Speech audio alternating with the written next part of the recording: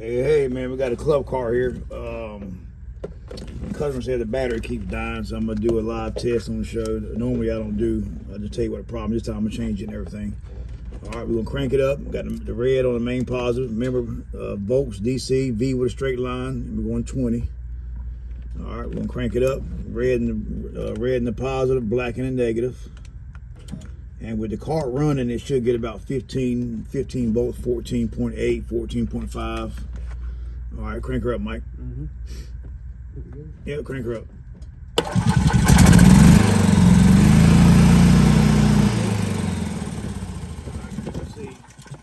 You can see with the car running, it was doing number 12.3 volts. So then what we're going to do is we're just going to replace the regulator, man, because 99% of the time the regulator is a problem, not the starter.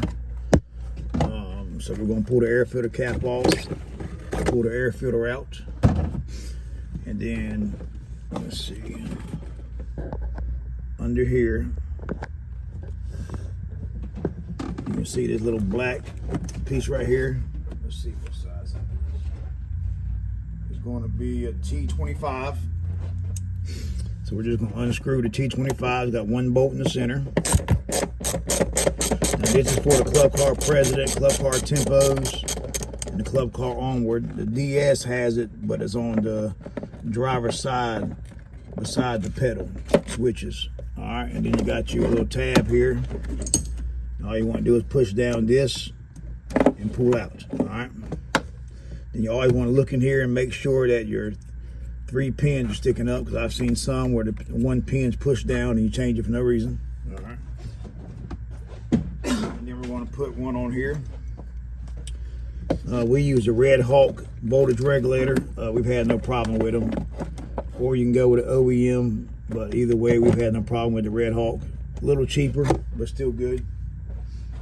All right, then we're gonna put it in there.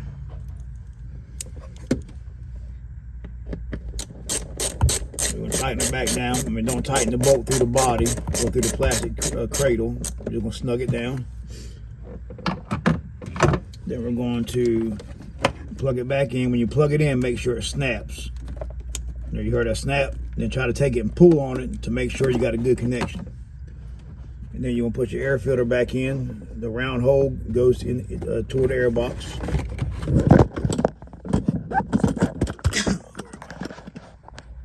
All right, and then we want to, on your little air flap here, that goes down. So make sure you put it down toward the bottom. That just allows the big stuff to fall out and the dirt to fall out of the air box. All right, just down like that. All right, let's see here.